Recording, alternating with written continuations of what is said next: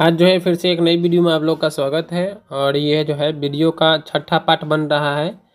और ये छठा पार्ट जो है, और इससे पहले अगर पाँचवा पार्ट तक आप लोग नहीं देखे तो वहाँ पे जाके आप मेरे चैनल पर कमेंट प्ले लिस्ट वाले ऑप्शन में जाके देख लिए। सबसे पहले प्ले लिस्ट होगा उसका है, तो वहाँ से आप लोग वीडियो देख सकते हैं।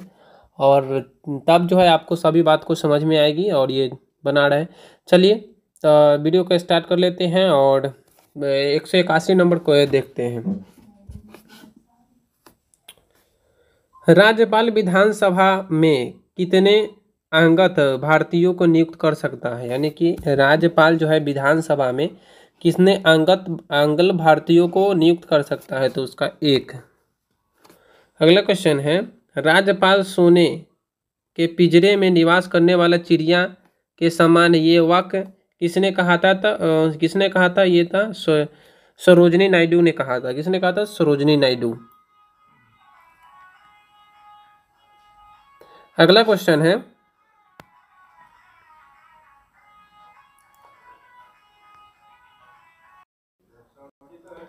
चलिए आगे देखते हैं 83 नंबर क्वेश्चन को। 83 नंबर क्वेश्चन क्या कह रहा है?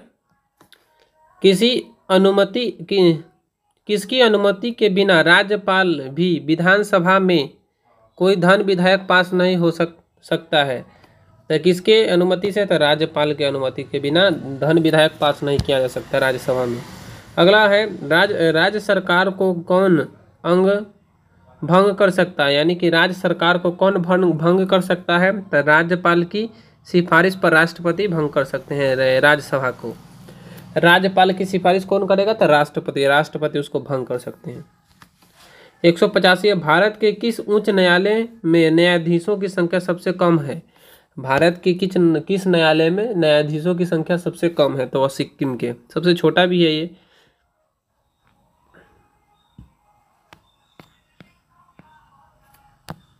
अगला क्वेश्चन है, भारत के किस न्यायालय में न्यायाधीशों की संख्या सबसे अधिक है? भारत के किस न्यायालय में न्यायाधीशों की संख्या सबसे अधिक है? कहाँ?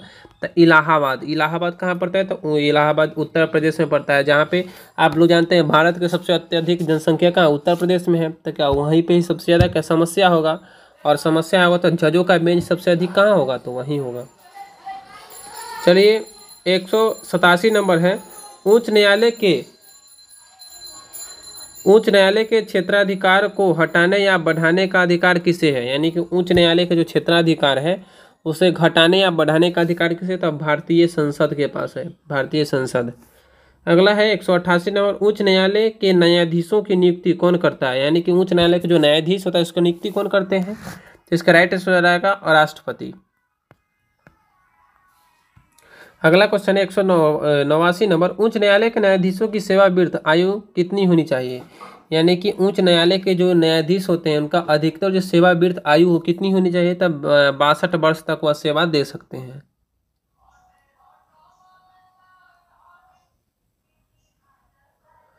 अगला क्वेश्चन है 190 नंबर क्वेश्चन है, किसी भी उच्च न्यायालय में प्रथम महिला मुख्य न्यायाधीश कौन थी? यानी कि किसी भी उच्च न्यायालय में प्रथम महिला उप न्यायाधीश कौन थी? तो लीला सेठ थी। लीला सेठ प्रथम महिला उच्च न्यायाधीश थी, लीला सेठ। 151 नंबर है, भारतीय संविधान के किस अनुच्छेद के अनुसार प्रत्येक राज्य का एक उच्च न्यायालय होगा? इस अनुच्छेद 214 के तहत प्रत्येक राज्य को कथी होगा? उच्च न्यायालय होगा, ये देता है। अगला नेक्स्ट क्वेश्चन है 192 नंबर, उच्च न्यायालय के न्यायाधीशों को उसके पद व गोपनीयता की शपथ कौन दिलाता है? उच्च न्यायालय के, तो वह राज्य के राज्यपाल दिलाता है, वहाँ के उच्च न्यायालय के। अगला क्वेश्चन है, वर्तमान भारत में कितने उच्च न्यायालय हैं? यानी कि वर्तमान समय में भारत में कितने उच्च न्यायालय है? तो 25 उच्च न्यायालय है जो वर्तमान में है। अगला क्वेश्चन है, भारत का 25वां उच्च न्यायालय कौन है? तो आप लोग जानते हैं भारत का 25वां उच्च न्यायालय जो कुछ दिन पहले बन रहा था तो आंध्र प्रदेश का उच्च न्यायालय है। 24 को पहले था, 25वां ये आंध्र प्रदेश का उच्च न्यायालय। किसी राज्य के उच्च न्यायालय के न्यायाधीशों के वेतन एवं भत्ते संबंधित किससे होते हैं? यानी कि किसी भी राज्य के उच्च न्यायालय होते हैं, उच्च न्यायालय के न्यायाधीश होते हैं, उनके वेतन और भत्ता किससे संबंधित होते हैं? तो संबंधित राज्य की लोक लेखा निधि से उनके वेतन और जो भत्ते दिए जाते हैं राज्य की लोक लेखा निधि से।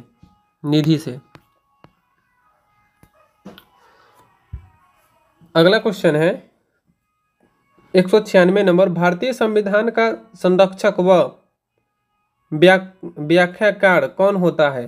तो माने कि भारतीय संविधान को संरक्षण और उच्च न्यायालय का व्याख्याकार कौन होता है? तो उच्च न्यायालय होता है, जो भारतीय संविधान को क्या करता है? प्रोटेक्ट करता है, सुरक्षा देता है। तो इसको बोलते हैं हम सुप्रीम कोर्ट।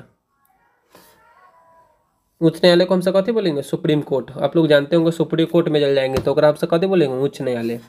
चलिए, संविधान के किस भाग में संघीय न्यायपालिका का उल्लेख किया गया है? यानी कि संविधान के किस भाग में संघीय न्यायपालिका का उल्लेख किया गया? तो भाग 5 में।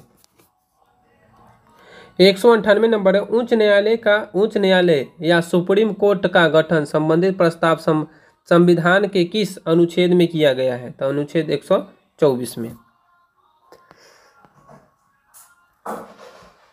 अगला क्वेश्चन है, किस अधिनियम के अंतर्गत सर्वोच्च न्यायालय की स्थापना की गई थी? यानी कि किस अधिनियम के तहत सर्वोच्च न्यायालय की स्थापना की गई थी? रेगुलेटिंग एक्ट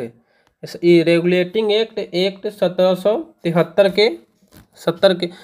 के द्वारा जो है भारत में उच्च न्यायालय की स्थापना की गई थी।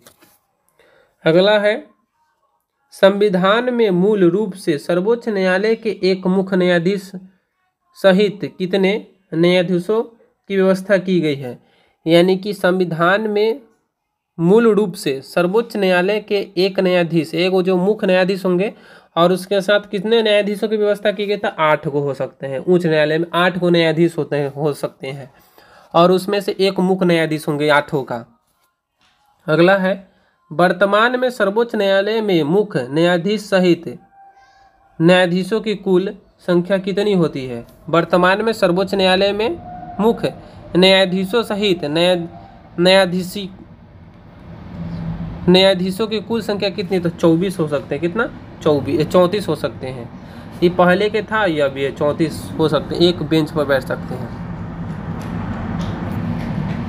अगला है, उच्चतम न्यायालय में न्यायाधीशों की संख्या में वृद्धि करने का अधिकार किसको है?